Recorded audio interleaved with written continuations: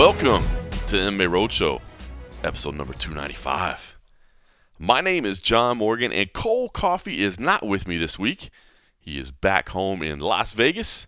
Meanwhile, I am here in Mount Laurel, New Jersey, sitting here in my hotel room, pulling a solo mission here at the Aloft Hotels, looking out over the, kind of the sun setting here in the early Thursday afternoon / evening before I head down the road a little bit to Philadelphia to do some work. I am out here commentating on CFFC 88 and CFFC 89. Obviously, always enjoy coming out here and doing a little Cage Fury Fighting Championships work with my man CM Punk on the mic on UFC Fight Pass. We've already had one show in the books last night, CFFC 88. And by the time you end up listening to this, I imagine CFFC 89 will be in the books as well. So if you don't catch it live, be sure and go check it out on UFC Fight Pass. CFFC 88 was a fun show again last night. Had some exciting fights, some exciting finishes, some upsets, some good stories. So definitely worth checking out if you didn't get a chance to. We always have a good time at CFFC, man. I really do enjoy working with CM Punk, man. Gotten to know him fairly well over the last couple of months of working together, and man, he is just passionate about the MMA game and fun to work with, man. He's a good dude. So always enjoy doing that. Now, I say it's a crazy week for me personally. I was at Contender Series on Tuesday night, went to the airport, flew overnight to get here on Wednesday, commentating CFFC 88 on Wednesday night. Now I'll do CFFC 89 tonight, Thursday night. I'll fly home Friday morning. I'm going to miss the weigh-ins for UFC 255, unfortunately. I won't make it back in time. But on Saturday morning, I will quarantine at the hotel, and then I'll be inside the UFC Apex for UFC 255. So we'll have full coverage, of course, at MMA Junkie of 255. And, of course, we'll have the and-a-half over at patreon.com/the MMA Roadshow if you're not a part of it already. Get over there and get signed up. Do it. Help us out a little bit. $3 a month. Come on. What does that put you out? That's nothing. $3 a month. But anyway, we'll have full coverage. Now, Cole Coffee, of course, has stayed back in Las Vegas, so MMA Junkie does have all the coverage of the virtual media day. If you want to check out any of that stuff, the weigh-ins, we'll have gallery, video, all that good stuff. So all that stuff will be there, and I'll be there for UFC 255. So it's crazy, man. I'm a lucky guy, man. I'll just put it at that. It's an insane week, but, how cool is it to be at 4 different fight cards in a single week? You know what I mean? And to do it for work.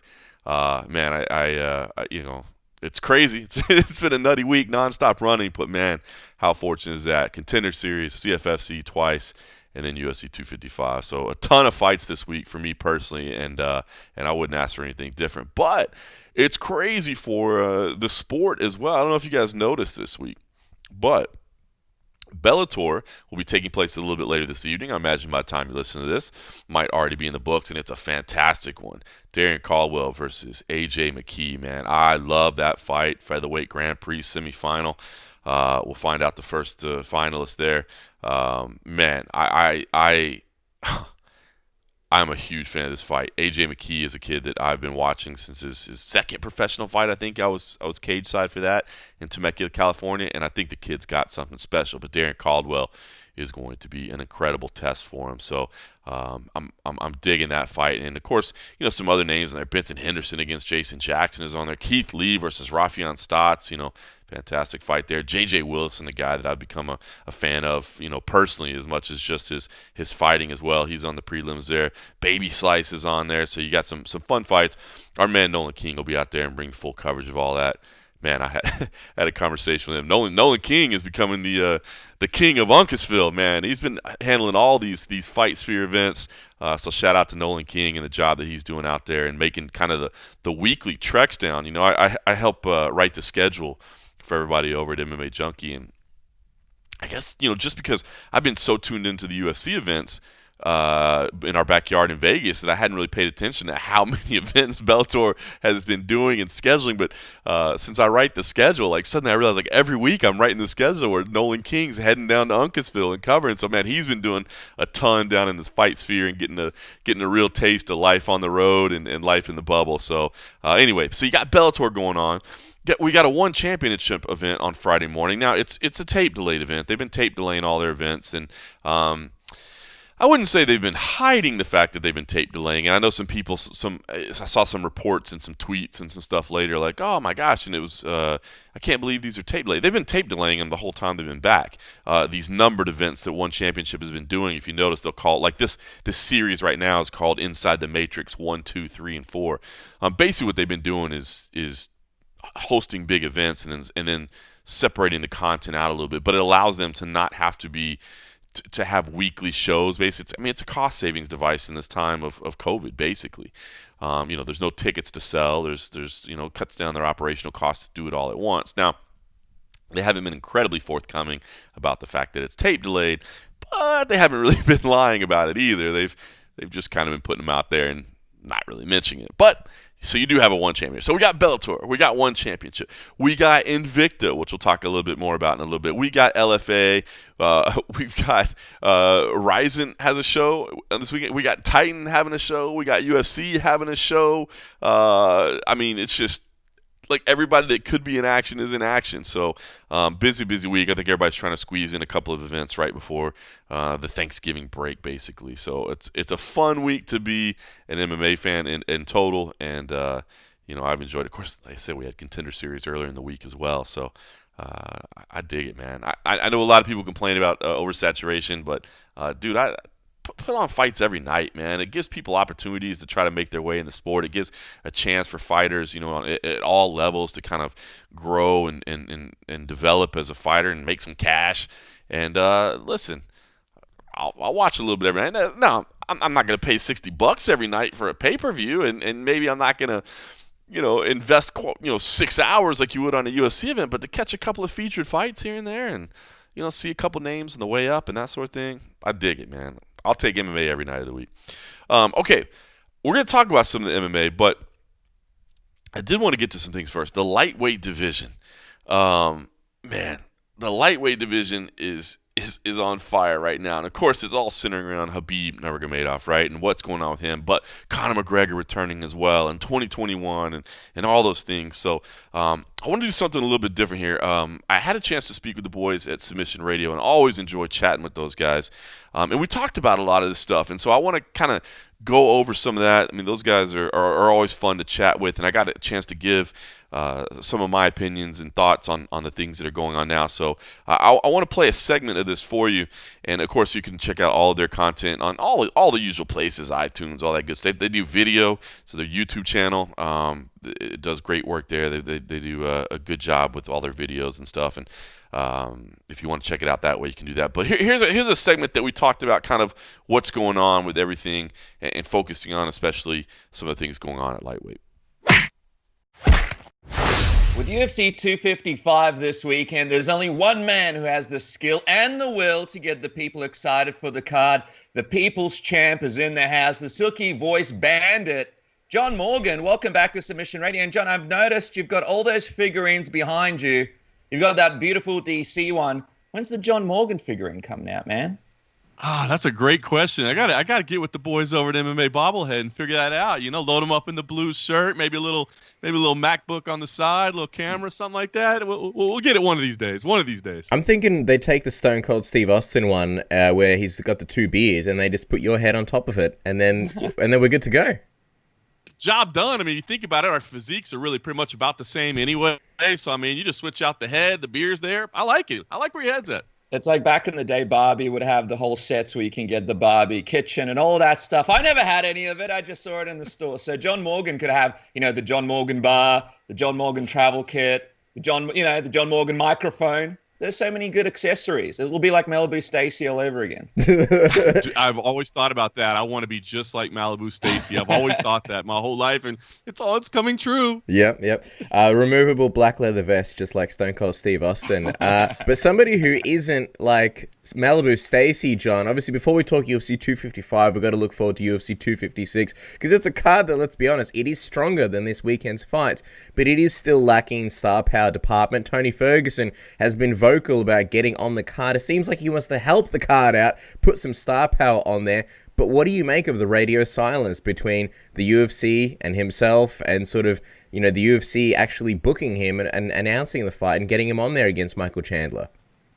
I mean, listen, you never know exactly what's going on behind the scenes, right? And if you'll notice, UFC President Dana White, hasn't been coming to a lot of the press conferences lately. I mean, we've been doing twice a week when you consider Contender Series and the weekly events, and he really hasn't been showing up much. And honestly, I just think it's because he doesn't really like answering the I don't know, maybe, blah blah blah. He knows what questions we're going to ask. He knows that we're all curious about that stuff. So you never really know how close things are behind the scenes. But you're right. I mean, Tony Ferguson's out there campaigning openly, and man, I don't see why you wouldn't try to make that fight happen. I mean, I love the idea of him and Michael Chandler.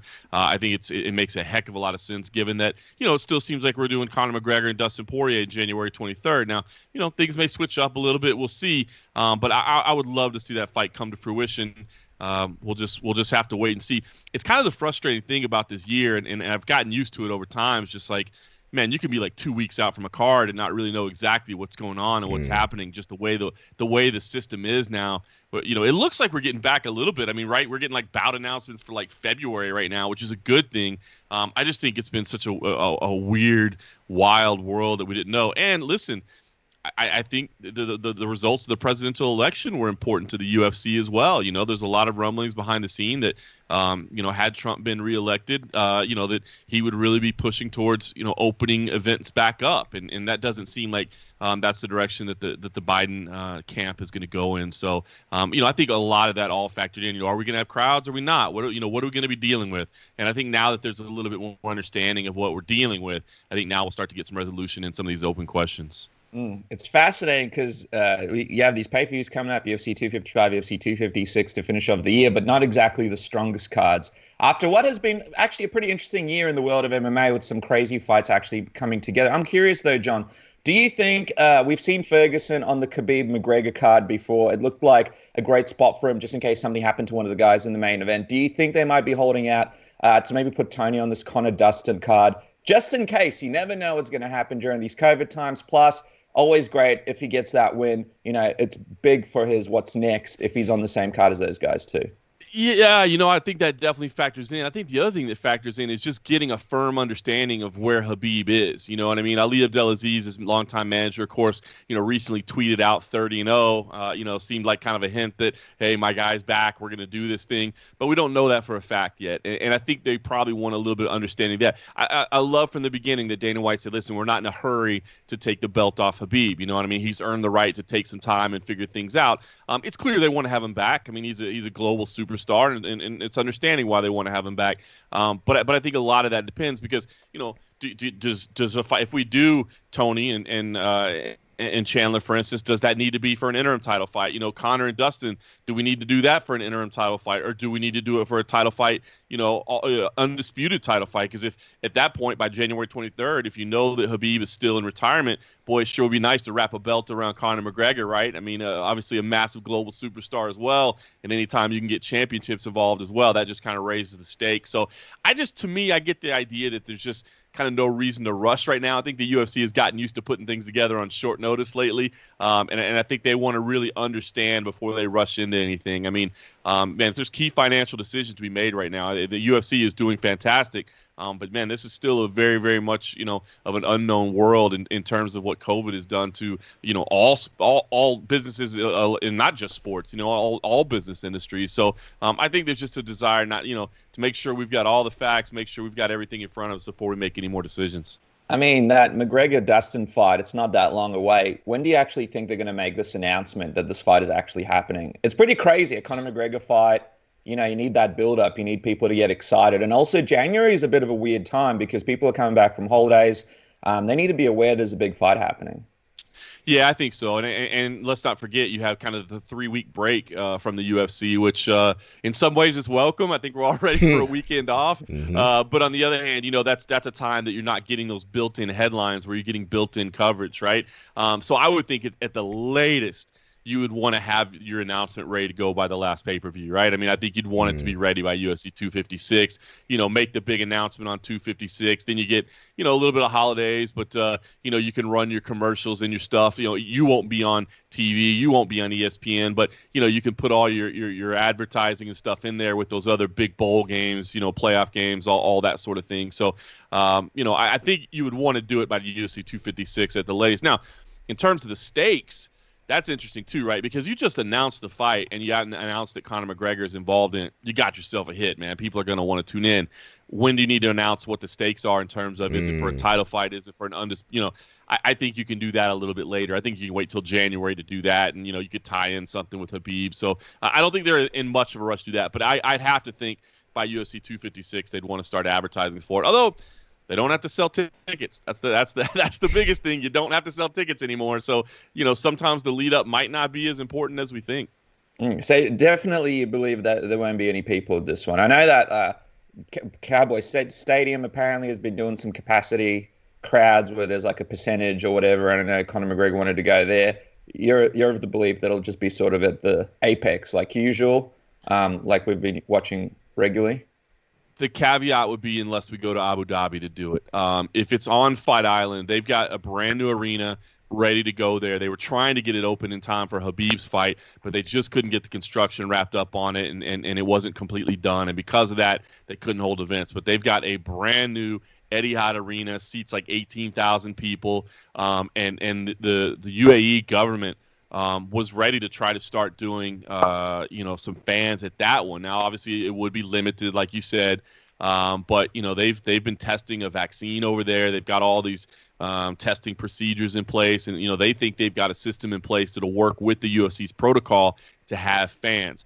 And from what I've heard behind the scenes, the Abu Dhabi government would absolutely love to have Conor McGregor fight in Abu Dhabi. I mean, you understand this partnership, of course, is all about marketing Abu Dhabi and the UAE as a tourist destination, and everything they want to do premium. They want to do big time. They don't want to just do a little bit of a partnership. They want to blow it out of the water. And so I've heard that they would very much like to have Conor McGregor fight there in January. Now, whether that happens or not, I don't know. Whether or not they can pull this fans off thing, I don't know. But I know they're trying to make it happen. So if it does, it does. I don't think in the United States it'll happen. I just don't. It just doesn't seem to be the way things are trending right now. And Dana White has made it clear, too, that he doesn't want to go to Cowboy Stadium and do it at 25% capacity. I mean, it sounds enticing. I mean, 25% capacity could still be like 25,000 people. You know what I mean? It's crazy. So it sounds enticing, but I just don't think Dana is a fan of that visual of just kind of spacing out there and not looking. When they do that, when they do Cowboy Stadium eventually at some point, hopefully, when they do a Allegiant Stadium, which you got to think the brand new stadium here in Las Vegas, that's got to be a destination at some point. I mean, I think they're going to want to have fans there. Like right now, Allegiant Stadium here in Las Vegas, the Raiders are playing in front of no fans. You got that brand new, I believe it was I want to say it was a $1 billion stadium, maybe a little bit more. I think it was like 1.9 billion all in. Jeez. Now that I remember, it looks so cool. And it does look really cool, doesn't it? Yeah, it's a pretty cool addition to the Strip. But yeah, I mean, they're playing games with no fans in there. So I really don't think if it happens in the United States, I don't think it happens with fans. If it happens in Abu Dhabi, then I think maybe there's some fans there. The Abu Dhabi factor could also be good because it could offset the if there were not too many fans and not too many ticket sales, I imagine the Abu Dhabi government would be paying a lot of money just to get the UFC to bring Conor McGregor over to them. It would also be interesting because I wonder what the reception would be like for Conor. Like Dustin's fought there before. I think he earned a lot of people's respect in Abu Dhabi, even though he lost to Habib. And obviously they're all massive Habib fans over there. So I wonder what reception Conor would get. Even though I'm sure people will be very excited to see him there regardless, but I wonder if he'd be kind of going into almost enemy territory. And also with Tony Ferguson, I wonder if it's kind of helping the UFC to keep him available, just in case they want that extra leverage to be like, hey, we'll give this fight to Tony. Don't you think that you're locked into this, whether they say that to Conor or Dustin. But if Conor McGregor can go in there and beat Dustin, which is a massive, massive if. He obviously accepted a fight with RDA over Twitter, as is customary. Conor McGregor basically accepts fights with anybody and everybody these days. What do you think the likely progression would be for him? Do you think RDA would make any sense? Or do you think the UFC would just see that as a fight and say, maybe too risky and not really much of a point? What do you think?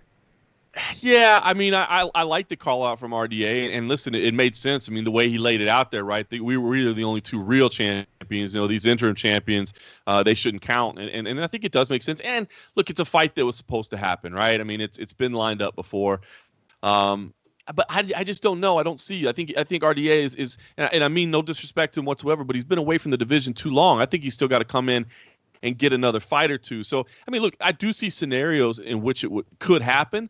But I don't see it being as the primary scenario. And again, a lot of that's going to factor into what Khabib does as well. I mean, the UFC would absolutely love to put Conor and Khabib back together. I mean, that is the absolute biggest fight they can make right now. I mean, maybe Adesanya Jones would end up being, as big, but man, when you think on a global scale of how big those two fighters are, in Conor and Khabib, and how they have, separate fan bases and separate nations and, backgrounds and all these things. I mean, they're the two biggest stars in the sport right now, and so putting them back together would be huge. But Khabib's made it clear he doesn't really want those headaches, and he doesn't necessarily need them. So there's just, man, it's one of those things where I see scenarios in which it could happen where Conor and RDA could meet next.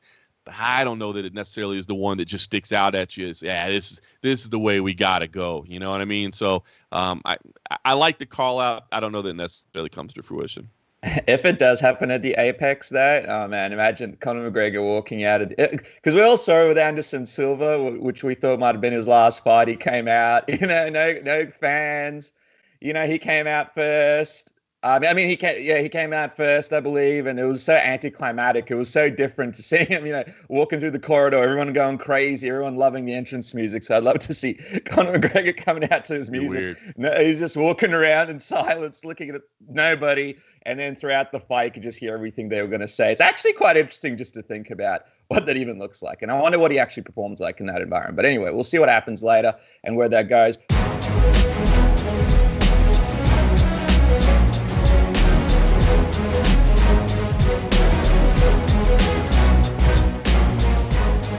All right, like I said, enjoy talking to those guys, and I appreciate them allowing me to use that audio since we had a chance to talk a little bit about some of these things. Now, here's kind of what we know. Since we've talked, things have developed this afternoon, right? We know now, the courtesy of the Mac Life, that everything is signed. I mean, we knew everything was heading in that direction. It was pretty much done. But we know now that Conor McGregor and Dustin Poirier 2 is happening January 23rd, UFC 257. All indications on this end, and I mean, look, look, I had a chance to ask Dana White about it as well. You heard him the other night at the Contender Series. He basically said, yeah, it's Abu Dhabi. That's everything I've heard. Is it's basically it's done for Abu Dhabi. So we know January 23rd is happening in Abu Dhabi. We don't know if it's going to be a string of events or it's going to be a one-off or a two. Remember, we did 4 events in 3 weeks the first time we went to Abu Dhabi. We did 5 events in 5 weeks the last time. 5 weeks is a long time, and I think everybody felt it. Dana was there the whole time. Well, I say he was there the whole time. He left for a little while and took a little mini vacation to the Maldives in the middle of it. We did not quite get that same experience of leaving for the Maldives for a little bit. But I think even he was ready to get home after 5 weeks. So, there's pros and cons to both, man. That Wednesday event in the middle of the week, I don't even know if ESPN wants any of those. It does make, the week a little crazier. You don't really get to focus, on the pre-fight, the post-fight quite as much because you're just immediately into another fight. But we'll see what they end up doing. But regardless of all that, we know January 23rd is going to happen there. Now here's what's getting interesting. Also on Tuesday night when I spoke with Dana White, he said to me, "Hey man, Khabib's going to fight again." Now we had seen Ali Abdelaziz tweet 30-0, right? We all know what that's in reference to. I think he's teasing out there, "Hey, my man's coming back. Don't worry about it. Khabib's coming back." Tuesday night, talking to Dana White, and he's like, "Hey, nah, I'm pretty sure Khabib's coming back. Pretty sure Khabib's coming out." Now, this afternoon, and I don't think coordinated with the Conor McGregor announcement. I think the Mac Life was working on that kind of independently. Then of course everybody was kind of following up on the Dana White comments. But RT Sport, which is obviously a Russian outlet if you're not familiar with them, but they had a quote, and this is a transcribed quote. So I apologize if it's not transcribed. It is transcribed. It's written down, but it's also translated. So apologies if it's not exactly correct. But Khabib basically said that he's not really ready to return as much as everybody thinks he is. He says, "You can fight until you're 40, but there should be a goal. I had a goal to reach the summit, and I got there. Further, I have no competitive interest. Next year, I will graduate. I'd like to build on my thesis, do a master's course, dedicate more time to studying. I've bought sheep. I tend to my farm. I'd like to develop in this field a little. I have the bull calves out to feed. I have cows. All right, now the last part was a little bit interesting because I'll be honest, I had no idea Khabib was taking any collegiate courses. I mean, I believe it. He's a very studious man. He's a man that's interested in self-betterment and all those things. So maybe it shouldn't shock me as much as it did. But I had no idea he was enrolled in college. I have no idea what he's studying. We were actually kind of joking about it on the MMA Junkie Slack channel, like what's he studying? And I was like, in a strange twist of fate, it turns out he's studying Irish history. But who knows? So I don't know where I stand on this. I mean, if Ali Abdelaziz is tweeting 30-0, if Dana White is saying, yeah, I feel pretty confident. Now, Dana White's information may be coming completely from Ali Abdelaziz as well. So, I doubt, I shouldn't say I doubt, but I don't know that they've had any conversations. I know that, Dana and Khabib, I think they trade kind of Instagram direct messages sometimes. I don't know if they chat on the phone directly. So I don't know where that intel is coming from. Will he come back? I'm still not 100% convinced. I'll be honest. I'm still not 100% convinced that Khabib fights again. It wouldn't shock me, but when you go back to Fight Island, you go back to that emotion that he was feeling. You go back to, now we know the struggles that he had ahead of time in terms of what it took for him to get to fight night. And I don't just mean the emotional struggles of losing his father. I'm talking about the physical struggles that he faced as well. Now that we know all that was there, I don't know. I'm not saying it's impossible, but I'm not 100% convinced the way it seems a lot of people are that, yeah, he's definitely fighting again. I don't know. But here's what I take out of that quote, other than the fact that Khabib has sheep now, that he has cows. There should be a goal. That's the part that stands out to me. There should be a goal. I had a goal to reach the summit, and I got there. I don't know what it's going to take. And I hate to go back to the GSP thing because it seems like GSP, is kind of not necessarily shown interest in that matchup either. And we know how Dana White doesn't necessarily, not that he doesn't want to deal with GSP, but I just think he feels frustrated that he got kind of fleeced a little bit last time out, saying that he would definitely defend that belt when he beat Michael Bisping, and then that became untrue very quickly. And I don't know that Dana wants to deal with that again. Although I've said it before and I'll say it again. I mean, what does it do? I mean, if it's for the belt, which we don't know if GSP can go down to 155, but if it's for the belt, you're losing a champ one way or the other. It's either GSP or Khabib walking away. So are you really in any worse scenario than you were before? I don't think so. And if it's not going to be at 155, then yeah, I mean, if it's at 170, then you're not even really screwing up any of your title pictures. You're basically just getting a massive pay-per-view that's a non-title pay-per-view. Because of course that, I mean, I guess you could do the WBC thing and make up a belt, the money belt or whatever. But the GOAT belt, I guess, or something, which I was going to get into the farming thing there. But I mean, it would be cool, right? I mean, we made a BMF belt. Hell, we can make a GOAT belt for Khabib and GSP, right? I mean, so anyway, what I'm saying is I'm not ruling out the possibility of GSP, even though it feels like Dana doesn't really want that, just because I think if Dana really sits down and thinks about the money this fight would generate versus how little it would impact things that are happening in other divisions, I don't see why you wouldn't do it. Now, again, there's a lot of steps to get there. But what I'm saying is, I feel like it's got to be that kind of a fight. Afterwards we're talking about for Khabib, well, does Conor make sense? And Conor makes sense for money. I mean, Conor does make sense for money, of course. That's the biggest fight you can make in the sport right now. Khabib-Conor, yeah, I'll say it. Khabib-Conor would be bigger than Khabib-GSP, I believe. In the box office, I think Khabib-Conor does better than Khabib-GSP. Even though you could sell the heck out of Khabib-GSP as this is the GOAT, or this is the greatest of all time, it's up for him.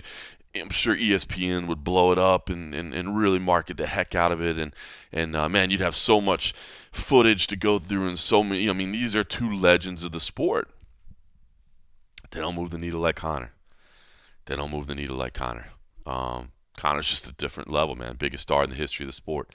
Conor, Khabib together, it does more. But, I don't think Khabib cares about money. And I don't think that Khabib cares about winning that fight again. I think he feels he did it comfortably the first time. Probably doesn't want to have to go through and live it. Because they're going to how many times are they going to show that brawl footage? That's Khabib's worst moment, right? It's the worst moment of his career. I mean, the one moment he screwed up, the spotlight was on him. He could have walked out of there perfect, and he didn't. He had a horrible moment. Snap judgment. Lost his cool. I don't think he wants to deal with that. Could be wrong. It's going to be a lot of money. A lot of money that could do a lot of good in Dagestan, right? I mean, he's got community projects. Maybe he could be convinced to do that. To say, listen, man, we know this is hassles. We know this is headaches. But think about the money this could generate that you could then do wonderful things in your community with. You could appeal to him like that, right? That might work. But I don't know. Is that a goal? Like I said, if you sell him on the community project and what the money could do back in his home country and the things that, they've already started to do with his father, maybe that appeals to him. Because outside of that, I mean, no disrespect to Michael Chandler, I still think Tony Ferguson is a fight that would make sense. I mean, that's kind of the one guy that got away, that just couldn't happen, and I still think there's something there. Now we're talking way down in terms of revenue generated, right? I mean, that would be, but it would kind of close out a legacy, right? I mean, that's that one contender that everybody thought could beat you, or at least give you problems, and you get that. I could see that appealing to him. Again, you got to get Khabib motivated. Something's got to appeal to him. You can't just say, because then you start getting into Michael Chandler, Charles Oliveira. I mean, whatever. You know what I mean? There's just fights that, God bless Dan Hooker. I love me some Dan Hooker. But come on, you know what I mean? Like, no disrespect, but that's not going to get Khabib to say, yeah, I got to come back for that. So I'm interested to see what happens there. Now, I go through all that. So what does that mean for the rest of the lightweight division? Well, Michael Chandler said he's working on something else, but he did kind of come out and say, look, I'll fight you, Tony Ferguson, on January 23rd. Makes all the sense in the world, right? I mean, we're going to go over there to Fight Island. I mean, it seems a done deal. Why not bring everybody? You know what I mean? Bring the whole gang in case we do have a COVID test pop up, in case somebody does get injured and, trip on a power cord on a TV set. You know what I'm saying? Like, let's just have all the ducks in a row, because if you have Conor and Dustin, but you end up with, Chandler in there or Ferguson in there, it's not bad. It's not bad, right? And if not, you got an awesome little, co-main in the same division, which I always like when you do big fights in the same division, because it propels on the same night, because it propels the division forward, right? So there you go. I think that makes sense. I hope it happens. We haven't had any news on that, but it just seems too logical not to do it, right? And here's the other thing, is that by then, and I've been saying this, as I said there, and I've been saying it along with the Submission Radio guys, but I've been saying it since he walked away, or since we started. You can make Conor McGregor versus Dustin Poirier for the belt a week ahead of time. You know what I mean? And I'm telling you, the UFC would love. I think the UFC would love to wrap a belt around Conor McGregor. Not to say that they're favoring him over Dustin Poirier. Of course, they have a lot of respect for Poirier, but just saying, he's already the most marketable guy. You put him in a title fight now, that's even bigger. The shiny gold on the poster always does good things. So, I mean, you could make that for a title on January 16th. Well, Khabib, we gave him, we gave him a couple of months. We gave him 3 months, and he still isn't budging. And we didn't rush to take the belt off of him, but we still have to move forward. That's easy. That's easy. So we'll see. I am happy to see Conor McGregor back. He's good for the sport. He's good for business. And the other thing is, it sounds like, as I mentioned there with the Submission Radio boys too, it sounds like this is going to be in Abu Dhabi, and I got to believe there's going to be fans present. And you know what? I'm kind of happy for that. I was going to comment on there, but we cut it a little short. But about the idea of Conor McGregor fighting in the Apex, I'll be honest, I was not looking forward to that. Something about a Conor McGregor fight is the energy, man. The energy that he brings to it. So they've got this big arena over in Abu Dhabi. We talked about, if you listen to this program a lot, we talked about it, this Etihad Arena that they were trying to get open ahead of Khabib's last fight, and it didn't get done in time. So now they'll have it for January. My understanding is, they're working on a system that will still be as safe as possible. Still bubbles in place, and people will have to have negative tests to get in, and the crowd will be limited, and there will be ultra VIP tickets. There's not going to be any $50 nosebleeds to get in. You know what I mean? You're going to have to know somebody, and it's going to cost you something. So it should be a spectacle, right? And that's why it's a perfect partnership. Conor McGregor wants to be a part of spectacles, and Abu Dhabi wants to create spectacles. I mean, they want everything they do to be on a grand scale. So I'm I'm anxious. I hope we're not there for 5 weeks, but I'm anxious to see what it is. It's gonna be wild, man. 2021 is gonna start wild. All right. The other big news: Anderson Silva. How about this? It comes out. MMA Fighting reports that Anderson Silva is parted ways with the UFC, and he's moving on. And then TMZ Sports talks to Dana White and says, whoa, that's not true. He's retired, and we have no reason to think he'll fight again. But if he does, he's got to fight one more for us. This has kind of all been unfolding right before I sat down, so I haven't had a chance to follow up on it. I apologize. I definitely will follow up with everybody. But truth be told, I had to get in and get this recording done because I got to get to my job tonight to go commentate on UFC Fight Pass. So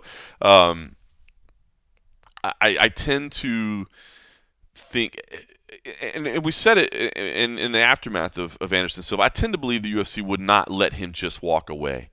I tend to believe that they would keep that one more fight on his deal. That way he is not eligible to compete anywhere else in mixed martial arts.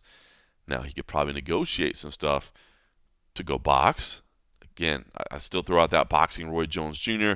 Guess we'll have to wait and see what happens with Mike Tyson first. But, I could see Anderson Silva, that he's long said he wanted that fight. I could see him trying to figure something out there. I don't see him competing in MMA again. Now, again, if he wants to legally push this, Anderson Silva has every right to go to the UFC and say, you are contractually obligated to offer me a fight or you let me go, period.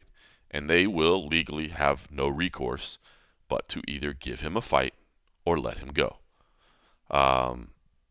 I think Dana White's made it clear he doesn't want to give him a fight.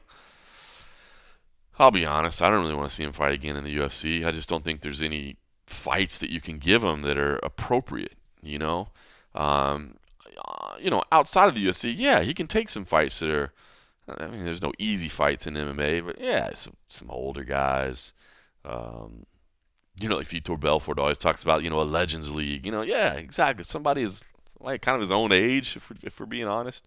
Maybe somebody that's a little bit diminished, that sort of thing. So we'll see. I think that Anderson, again, we talked about it with the way he phrased everything. This is my final UFC fight. That final interview was great. Michael Bisping talking to him was like, so just to say now, like what you said, you mean we will never see Anderson Silva fight again? He was like, whoa, I didn't say that. Hold up, I didn't go that far. So I think he made it pretty clear he plans on fighting again.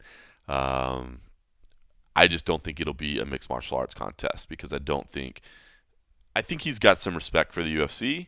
And the flip side of that, I think it's twofold. Number one, I think he's got respect for the UFC, and him and Dana have worked together for a long time, and according to them, there was an agreement in place to not do it. But here's the other thing.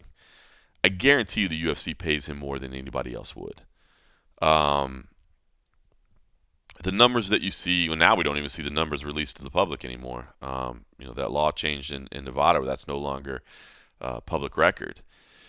But the numbers that we used to see on the pay reports, those were never even close to what he made. He made way more behind the scenes. And I just don't think that, is Bellator going to come out and break the bank for 45-year-old Anderson Silva?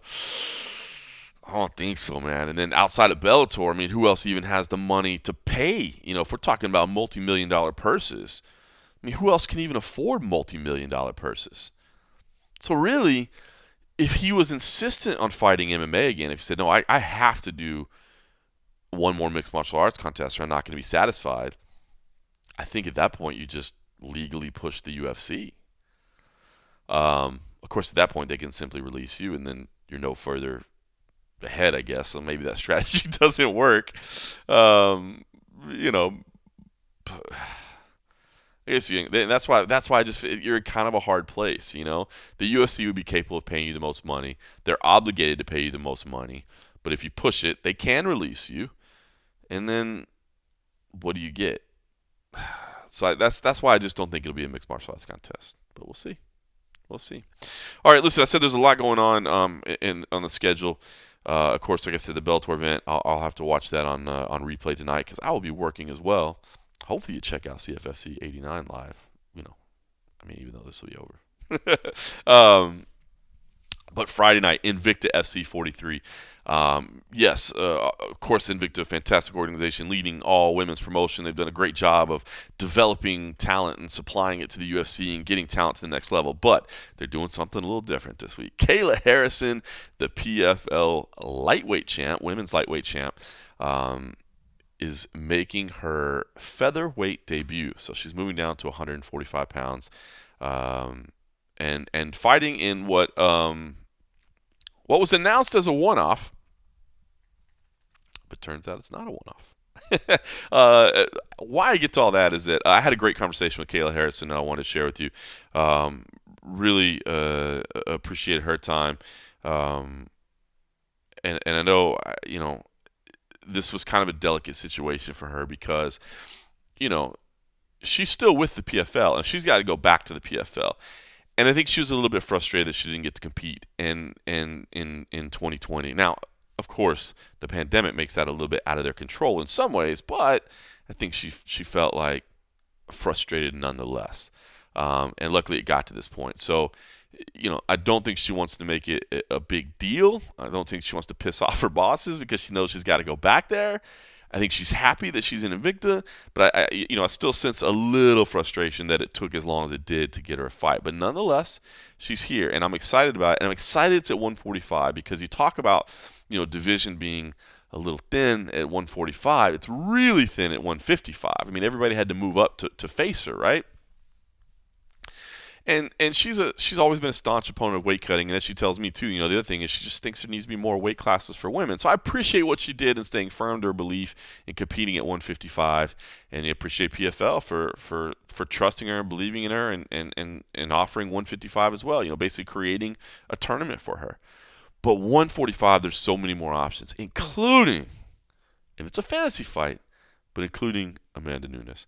But anyway, I wanted you to hear this conversation. We talked about all that and more. Here is my talk with Kayla Harrison. All right, so it's PFL champion Kayla Harrison, but this week it is Invicta fighter Kayla Harrison. This is pretty wild, right? I mean, kind of to me anyway, it was like out of nowhere. We thought you were going to be on the sidelines all year, and now it's fight week. So, I mean, how are you feeling right now? Yeah, I feel good. I told you guys at the beginning of the year I wasn't going to take a whole year off. There's just no way. You'd have to bury me to do that. And I mean it. But I feel good. I'm excited. I'm excited to be fighting. Just days away now, after 11 months off. It's been a long journey to get here, but I'm just excited to be stepping back inside a cage.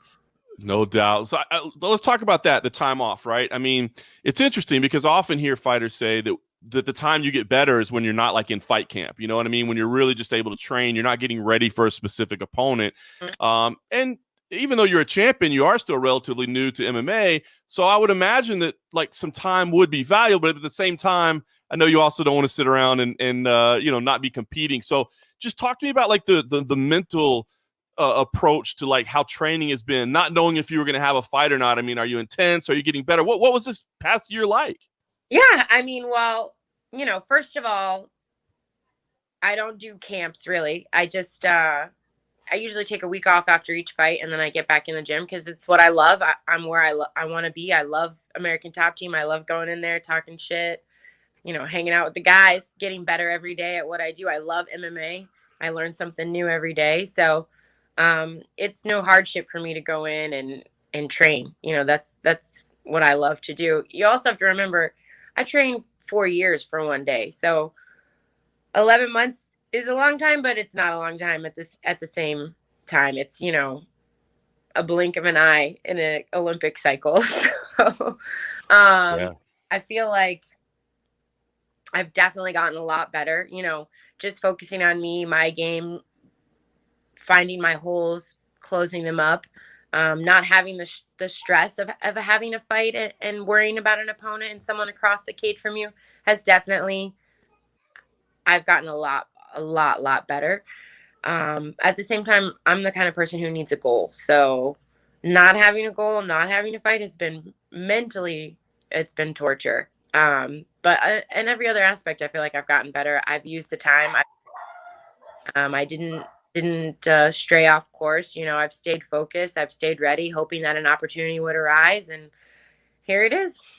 That's awesome. So it was one that kind of came out of left field for us, right? I'm sure you'd probably been working on it a little bit behind the scenes. Yeah. So how ultimately did this all come about? That, you know, I mean, I get it. PFL's on hold. We understand why they had to put aside their season. This is a crazy year for everybody.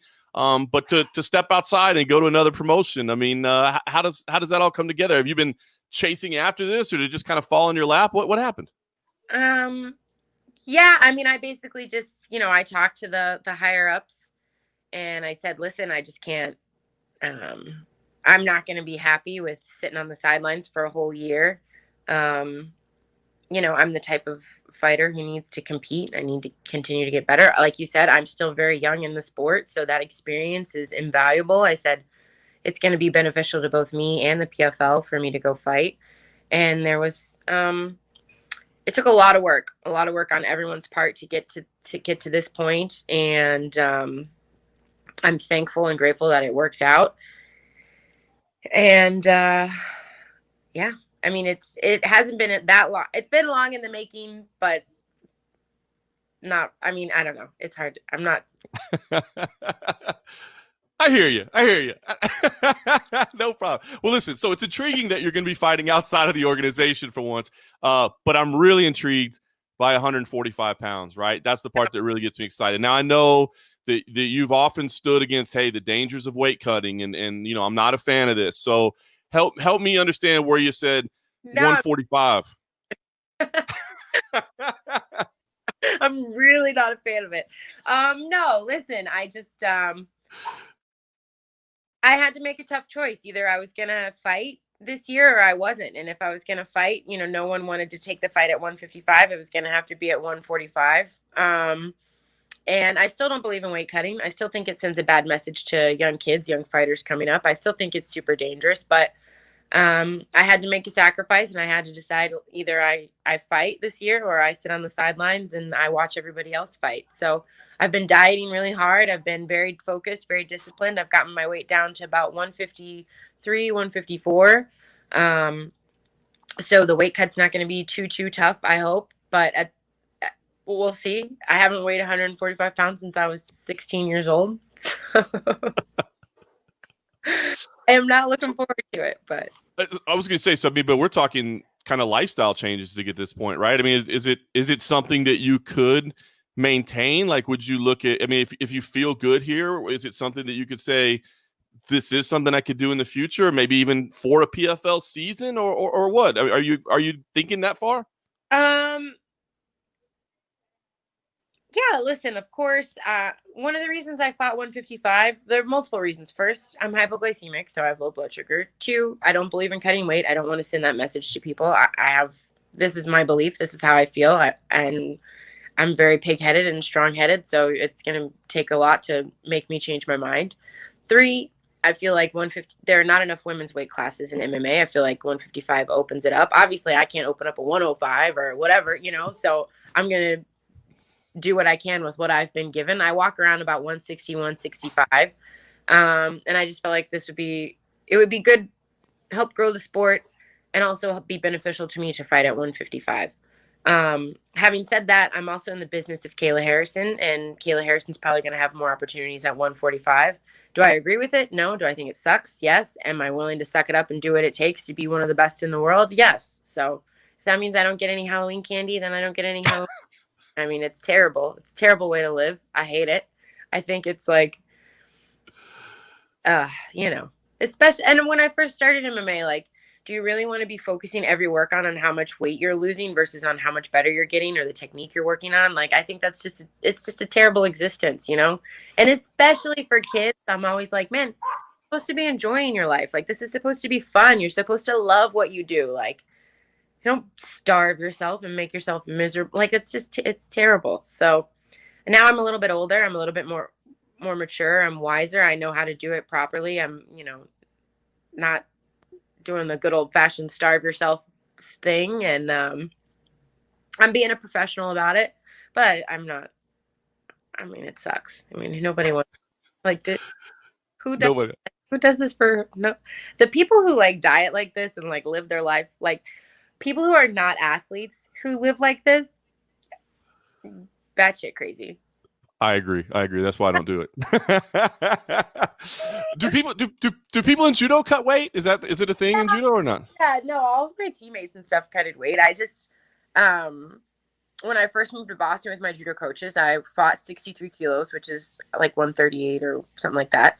And I was miserable. I was, going to high school and trying to cut weight and training full time and working full time at a hardware store. And I just I had also overcoming a lot of stuff from my past.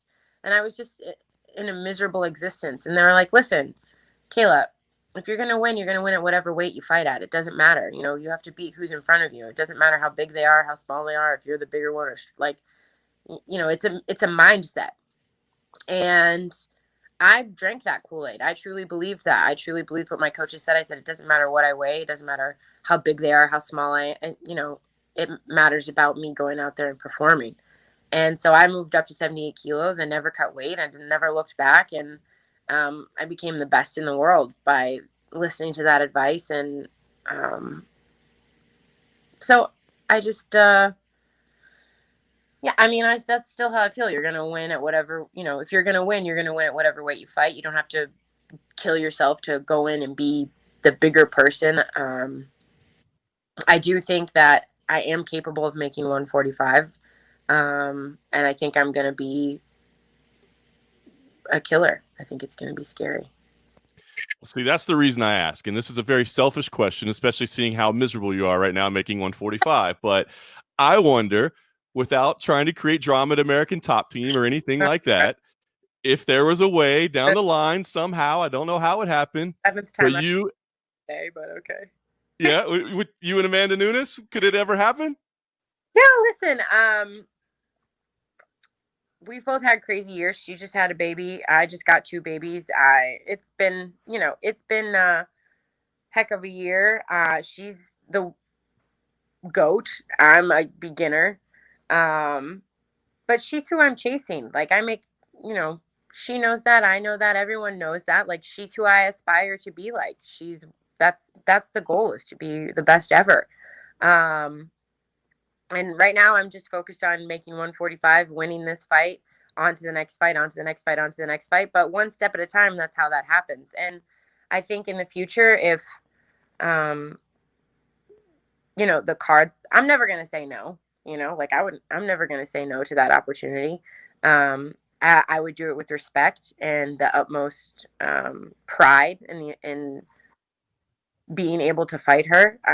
And I love Amanda. I think she is awesome. I think she's a good person. I think she's a great fighter. I think she's, I don't know. I have nothing but good things to say about her. So if it happens, it's not going to be like a nasty, it's not going to be like a Colby Masvidal. It's going to be like a, I love you, but we got to go do business. Let's go both make some money. I love it. I know it's a fantasy fight right now, but I love the idea of even thinking about it. So it's nice to hear you're open to it. But like you said, you got to fight. You got to fight now, right? This weekend at hand. Did you get a chance to scout much? I mean, did you watch tape? Are you? What do you think about the matchup? Tell us about it. Yeah, I think Courtney's a game opponent. I think she comes forward a lot. I think she's not afraid to get in there and scrap. She's a little scary because I feel like every fight I watched, she had a smile on her face, which was like, I was like, oh, okay, you're smiling, like you're actually smiling. That's scary. But I think that she has some jiu-jitsu knowledge that I'm gonna have to watch out for. But really, again, all respect to Courtney. Everyone's tough until you beat them. You got to go in there and do your job. But I'm just focused on me going out there, instilling my will, doing my game plan one step at a time.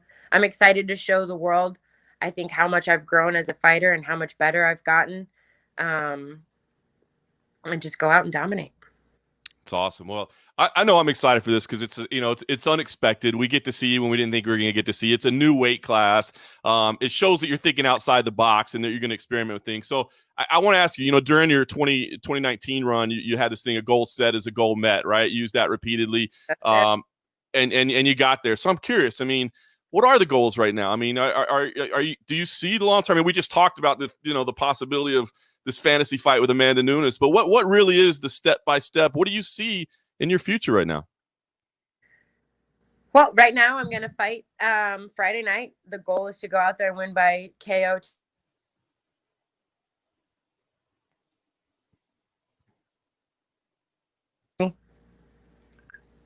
You're good. Okay, sorry, got a phone call. The goal is to go out there and win by TKO, KO, or submission. I'm going to fight one more time before resuming my contractual duties with the PFL. Continue to get better, continue to win, continue to remain dominant in every form, fashion. And, I just take it one fight at a time. I mean, honestly, my mantra is like, even before I get to the fight or before I get to the goal of being the best in the world, it's, one day at a time. It's one training session at a time. It's one fight at a time. It's 1 minute at a time. It's one round at a time. It's one breath at a time. And that's how I take those baby steps. I just take it one step at a time, one breath. That's awesome. So, by the way, so you're going to fight again one more time. Is that already done? Do you know? Are you have a date circled on a calendar, or what's the plan? Obviously, depends on how things go Friday, but I planned on fighting 4 times this year. So if they tell me they have a fight for me next week, I'll be like, all right, let's do it. But definitely, I think January is the goal, is to fight again in January. Nice. And would that be for Invicta as well, or do you kind of look for other opportunities? Yeah, I think it's going to be for Invicta. I'm not entirely sure. I'm not, Ali he's the miracle worker with all this stuff. I just show up and fight. Nice. Well, he has a tendency of getting things done, that's for sure. So, does. Well, listen, I think we're excited. Obviously, your path in mixed martial arts has been fun to watch so far, and this will be another chance to do it. So, how do you see this thing going? I mean, have you played this thing out in your head? Are we going to see some domination? Is this going to be a grind? Like you said, she's a little nutty in there with the smile on her face. Are we going to see a battle, or do you get things done? How does this go? No, I think I'm going to go out there and dominate. I think people are going to be surprised to see me throw a little more this fight. I think I'm going to not going to be afraid to stay on my feet. I don't think I'm really in danger anywhere. I think I've got some power now, developing my striking. And, I think it's going to be, if all else fails, like, I'll shoot a double, obviously. I mean, it's nice to have that in your back pocket, When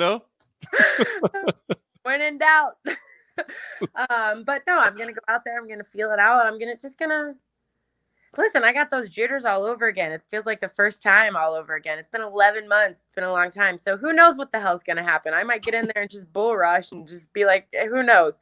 But my goal is to go out there, be calm, composed, do a little bit on the feet, get a feel for what it feels like to really punch somebody in the face with all my might. And not be shy, not be afraid to stay in the pocket and feel what it feels like to get hit. The goal is to hit and not get hit, but I think it's time for me to start becoming an MMA fighter, not just shoot the double.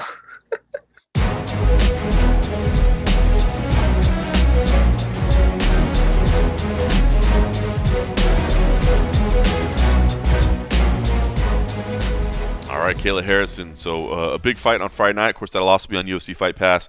Anxious to see that. So, okay. So a couple things. First, I appreciated her humoring me with the Amanda Nunes question. Listen, there's 100 hurdles between now and then, so it's not worth really getting into it. But I like the fact that she's at least willing to say I could do that. Now, of course, Amanda Nunes is the GOAT, and I'm not trying to say that Kayla Harrison is ready to take on the GOAT. But in terms of matchups, like in terms of stylistic matchups, you need power. She's a specimen. There's no question about it. She can match Amanda Nunes in physicality. Striking, absolutely not. She would be absolutely outclassed if the fight was on its feet. No question about it. Grappling, Nunes has got some technique, no question, but does she have that same kind of power? Man, you're talking Olympic gold medal judo. She's been grappling her whole life. I would like to see it. And yes, they're an American top team together. My understanding is they don't train much, if at all, together. I think Amanda Nunes kind of does mostly her own thing for the most part, and that's not out of disrespect. It's just that when you get to the highest level, you're not you're not there to help feed the sharks in the room. You know what I mean? The camps are developed around you. Things are built around you, and yeah, sure, you come to some classes every now and then and do some group sessions, but when it starts getting into it, it's built around you when you're at the very highest level. So I love the fact that they're at least open to it, and that it would be respectful. You know what I mean? That it wouldn't be this hateful stuff, but that if we got to it, we get to it. So anyway, I like Kayla Harrison, and I am super interested in this Invicta fight. So. All right, listen, let's get to UFC 255. I want to go back to the boys at Submission Radio because we talked a little bit of UFC 255 as well. And figure, you know what? Why not just share a little bit of that, give them a little bit of shine, give them a little bit of love, and kind of talk about some things that we already talked about so that you don't have to hear me say the same things twice.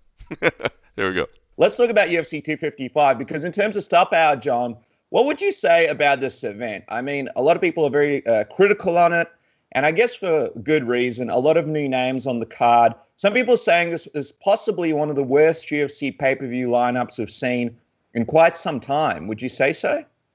I don't know, man. I get it. It's hard to criticize because the way you judge is by what's at the top, right? I mean, that's what you look at is what's the headliner. That's the one. Does it have Conor McGregor? Does it have Khabib Nurmagomedov? Does it have Israel Adesanya? Does it have John Jones? You know what I mean? That's what you're looking for, and you don't have that here. To call it the worst pay-per-view lineup, I don't know. I mean, listen, I understand. I'm one of the most into the fandom there is. I'm down. I want to see the fight, and I can tell you, I am truly excited.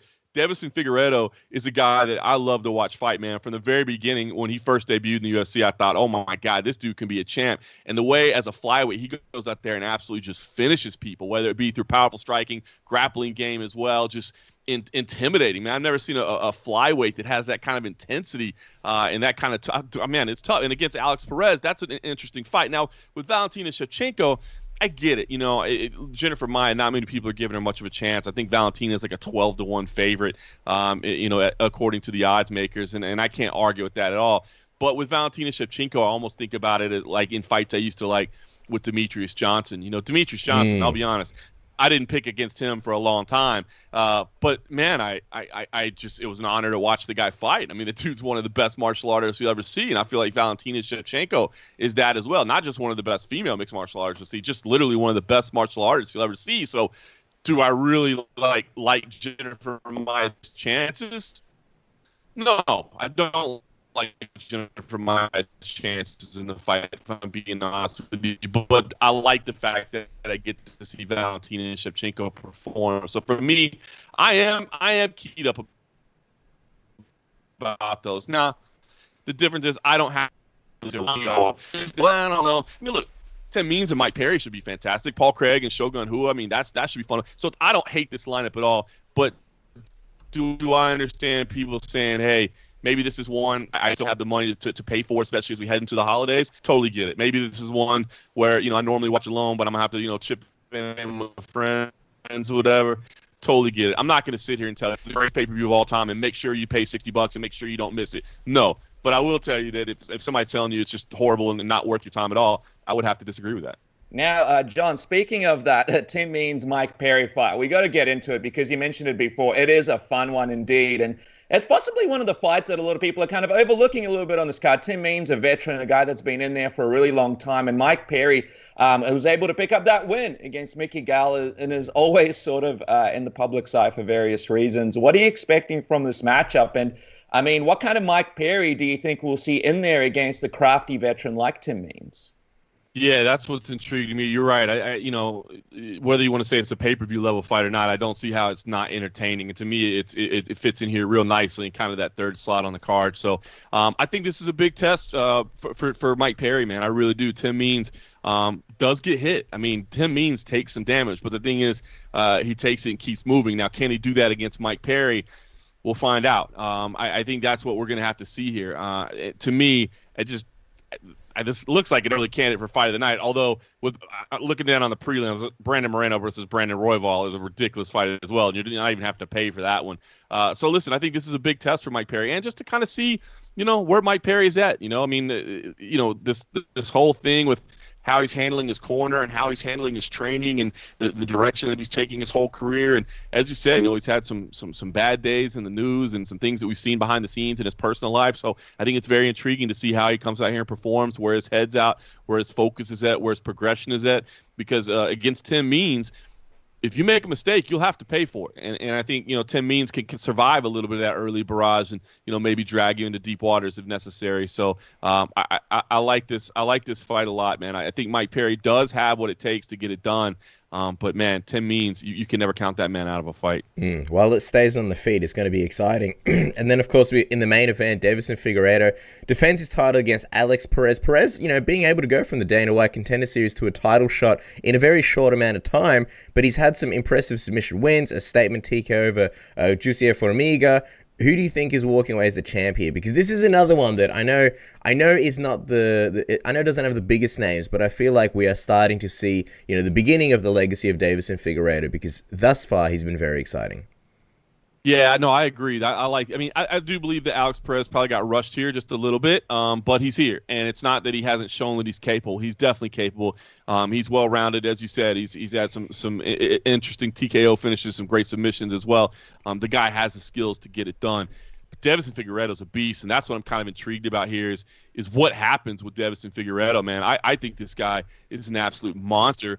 But he's just getting started, and if you're truly great, you got to do it for a while. You got to have longevity, and he's done some great things to get to this point. And he looks like, the guy that fought Joseph Benavidez looked damn near unbeatable to me. But we'll find out if he can kind of deliver on that again. It's, as they say, it's easier to become champion than it is to stay champion. Legend Shogun on the card as well, so stuff to look forward to this weekend. Of course, follow the man at MMA Junkie John, and we'll be waiting for this figurine, John. We can't wait. Unfortunately, won't be ready by Christmas. I'm sure my girlfriend would love a John Morgan figurine under the tree. Where's my jewelry? You don't need it. You got a John Morgan figurine, but alas, we wait for the future. Thank you so much, my friend. Enjoy the fights.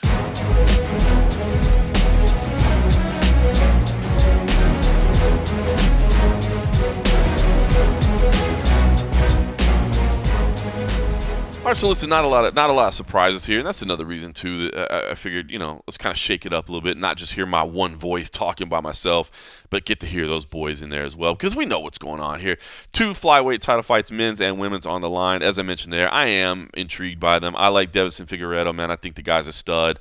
I think Alex Perez is no scrub. Also, he came from the CFFC, which is cool. Went through Contender Series and then now UFC title shot. I think it's a more competitive fight than people want to give it, but I do think Deiveson's a master. And again, with Valentina, man, I just think she's one of the greatest mixed martial arts of our generation. So to watch her compete, it's like watching Demetrius Johnson, man. You're not picking the challenger, but it sure is nice to watch him compete. And listen, the boys at Submission Radio cut me short, and they admitted it afterwards. They're like, we got some other interviews to do. But I can't. They had to cut me short a little bit, but I don't blame them one bit. I think they were talking to Mark Hunt after me, and if you can get Mark Hunt on the phone, you don't need to hear John Morgan.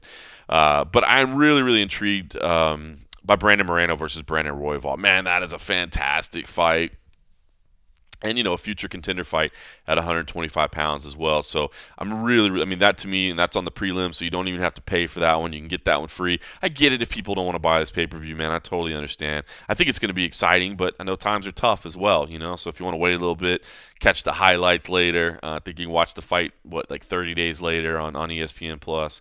I totally understand. But the prelims, that Moreno-Royval fight, man, that's legit. I'm excited for that one, dude. That could have easily been on the main card, and I think the only reason it's not on the main card is because it is a high profile fight. It's going to be exciting. I think that's the one that sells the pay-per-view, right?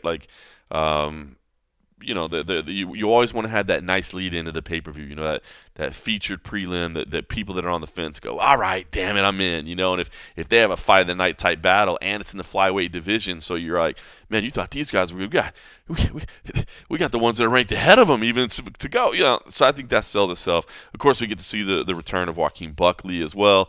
Mr. Viral Knockout himself is coming back, so we'll see how that fares. Ariane Lipsky versus Antonina Shevchenko, so you see the Shevchenko sister on there as well.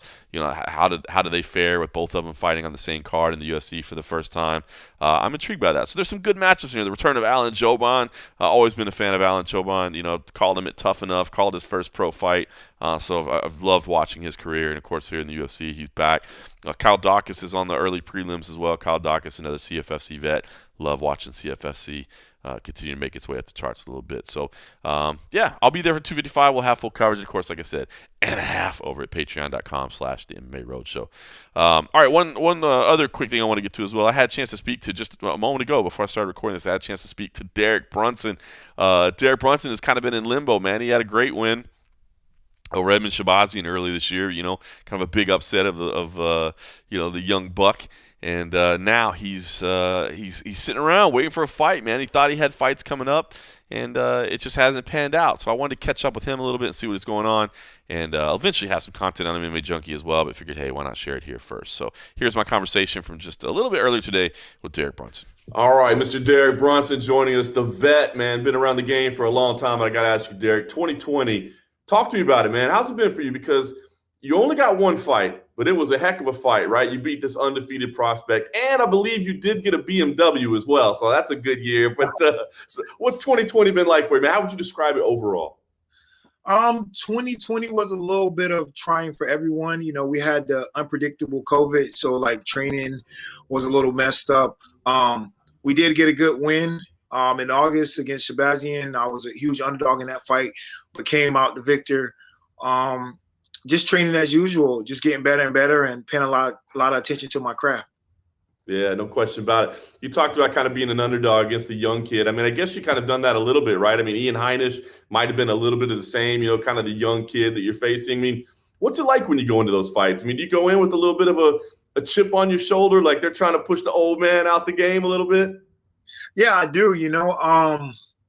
Every fight, I see myself as winning, and I see myself a clear path to victory, and how I see the fight finishing, whether it's really quick or if it's, third round, whatever. I always see myself winning.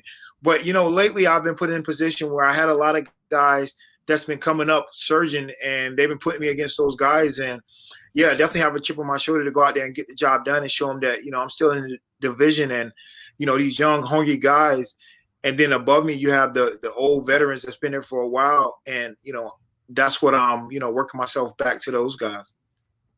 Yeah, no question about it. So that's what we got to get to, right? Working yourself back to those guys, because it wasn't that long after your last fight. I believe you took to social media and you said, look, I got some fight news coming. We got something going on. You had the hashtag Righting All My Wrongs tour. So I'm thinking some rematches or something are in there. And now we're still sitting around waiting, trying to figure out what's going on. So help me out here. I mean, we started with Paulo Costa, right? That was the initial target. Right. We had a little bit of Darren Till in there. Right. Now I see throwing out the Robert Whitaker name, which is a great matchup as well. So what in the heck is going on that we thought, man, we had a fight lined up and now we're still sitting around waiting?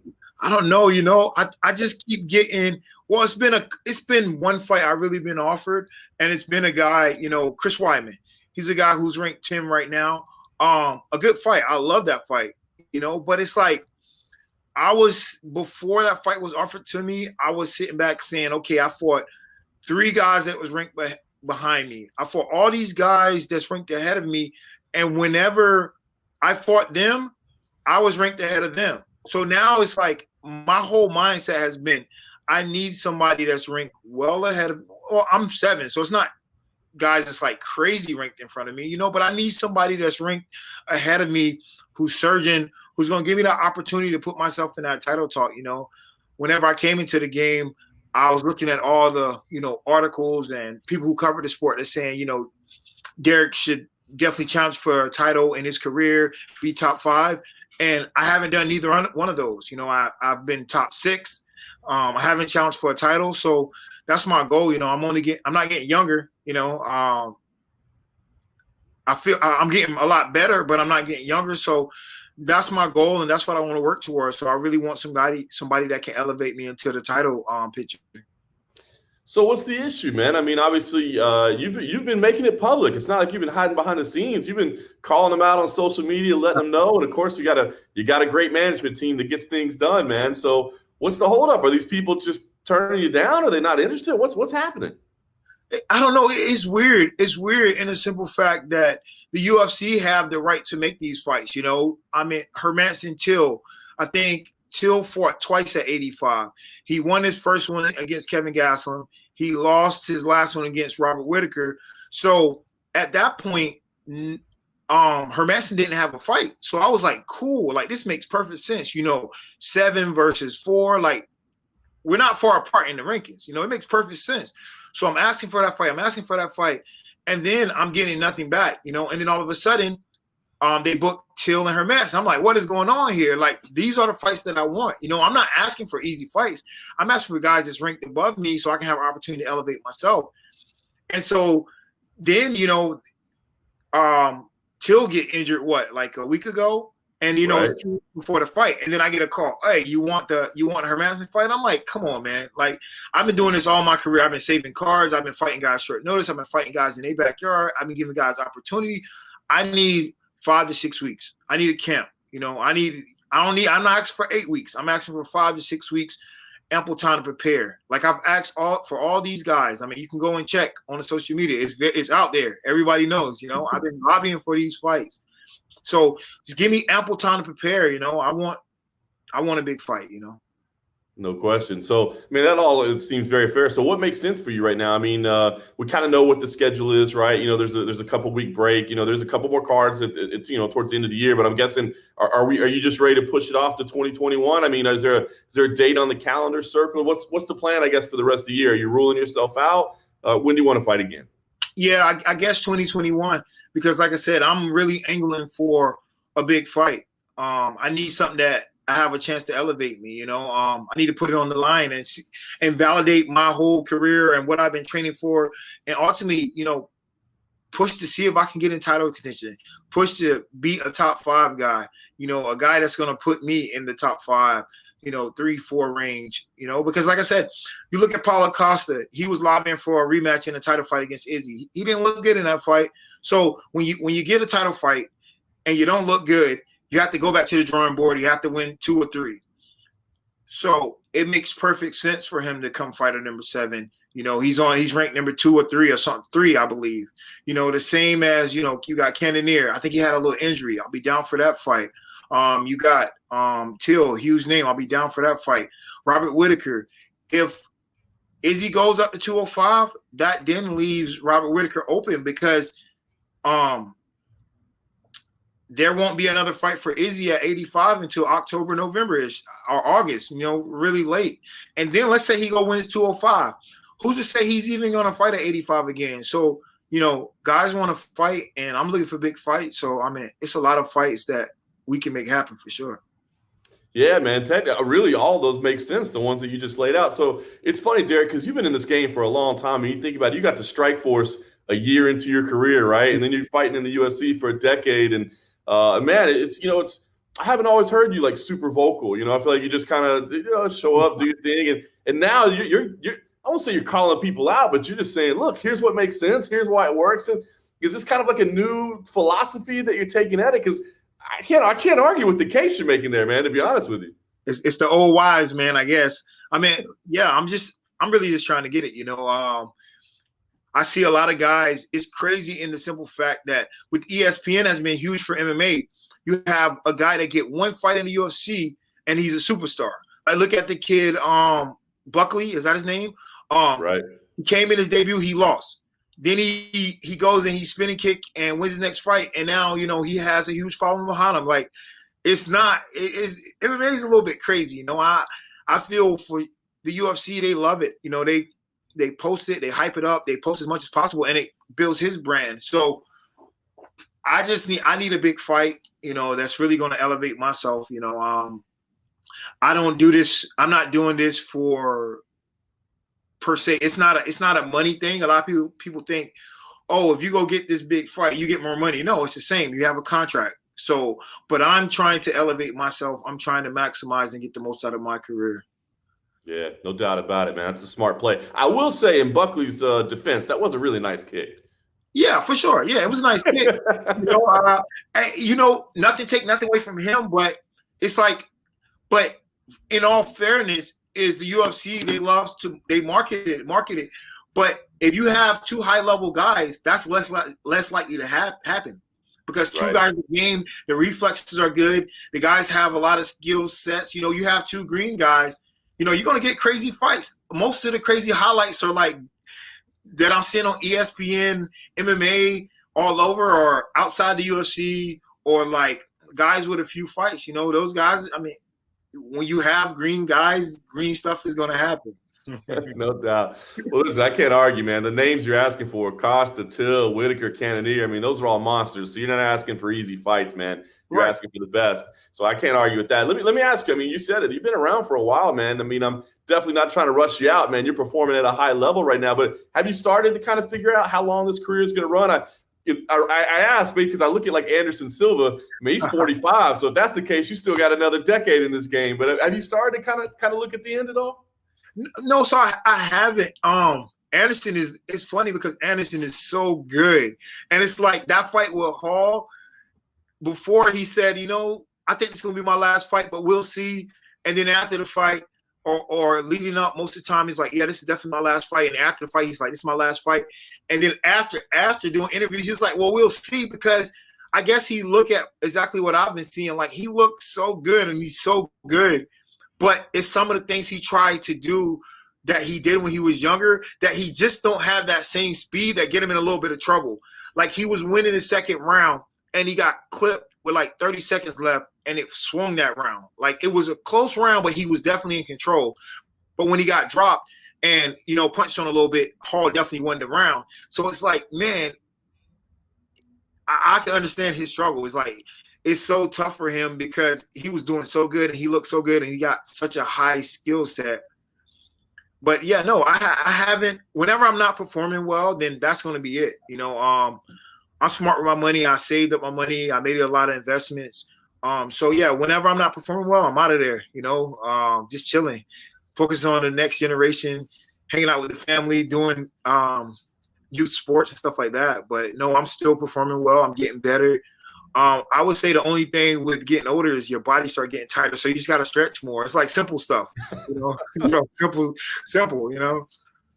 Yeah, no doubt, man. Well, that's awesome. Well, like I said, I'm not trying to rush you out, but I just, as people in their mid-30s, I start wondering kind of what the exit plan is, but it sounds like you're well off, man. So we'll talk to you, man. Like you said, 2020, I'm sure you would have liked to fight more. You got the one good fight in. You did get the BMW, so that's a good thing. But 2021, lay it out, man. I mean, you're calling out these big names.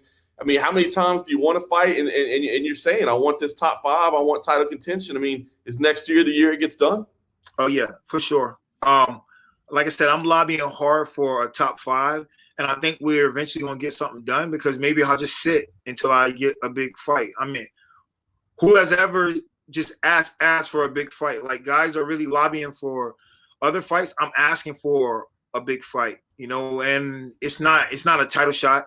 It's a fight to put me in that, and there's a lot of guys ahead. There's 6 guys ahead of me.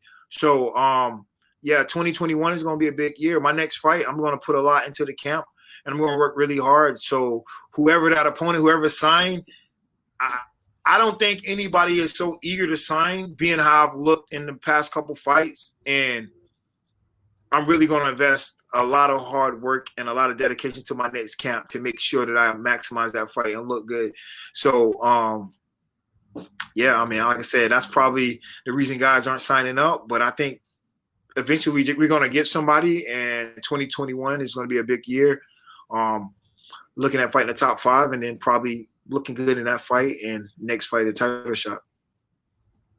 Much respect, man. Well, you're willing to put, your money where your mouth is, as I said. You're not asking for anything easy. You're asking for the toughest fights in the division. So I don't see how anybody can't respect that, man. So we'll be paying attention. Hopefully you get some fight news soon, and we'll definitely talk again when that fight gets booked, man. All right, sounds good. Thanks, Derek. Always appreciate it, brother. All right, later.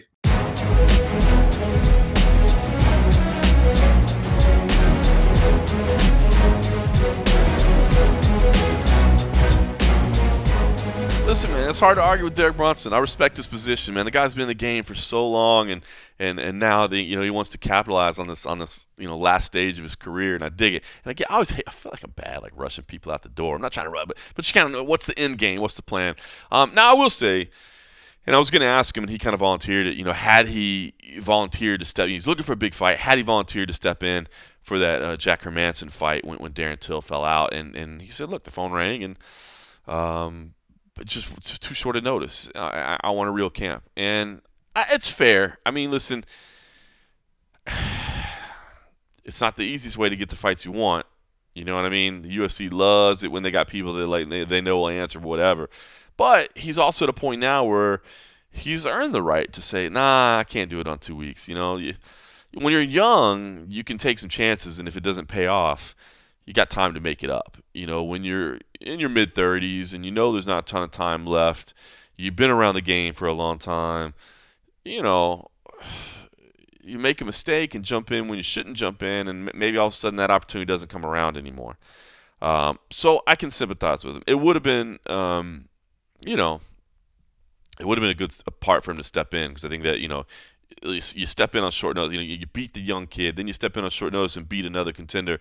Yeah, maybe now you're in the driver's seat. But at the same time, when you look at the names he's asking for, he's not asking for scrubs, man. He's asking for absolute monsters. So I kind of sympathize with him there. So we'll see what happens with Derek Brunson. I'll have that content up on MMA Junkie the next couple of days. But we basically had a rescheduled interview, and this was the only time he could do it. So I said, you know what? Yeah, I'm not technically working on MMA Junkie today, but I'll do the interview. And we'll use it for the road show as well. So anyway, listen, always appreciate you putting up with my voice when I'm rolling solo, doing it on the road. Again, one of these days I will get Mr. CM Punk on here as well, but our schedules just didn't line up today. Punk's napping right now. He takes a nap before the shows. That's how straight edge he is, man. Doesn't drink and gets naps during the afternoon before work, which is honestly probably the reason, he's much healthier than I am. I drink way more and I don't take many naps. So maybe I'll listen to CM Punk. Maybe CM Punk will launch a podcast and I can follow his schedule. But anyway, we will get together on one of these ones upcoming. It looks like we're going to have a couple shows in December as well. And I don't know what our 2021 schedule is going to look like just yet. They're finalizing all that. But I think we're going to do 2 shows again in December. So maybe it'll line up then. Who knows? We'll see. But we'll get them at some point. In the meantime, I got to get this done. I'm going to send it over to Cold Coffee for editing. So shout out to Cold Coffee for putting in the grind. Not only is he covering me at UFC 255 pre-fight activities, but he's also going to, of course, edit this podcast and put it all together. So thank you to Mr. Cold Coffee. And, of course, to everybody else, thanks for listening.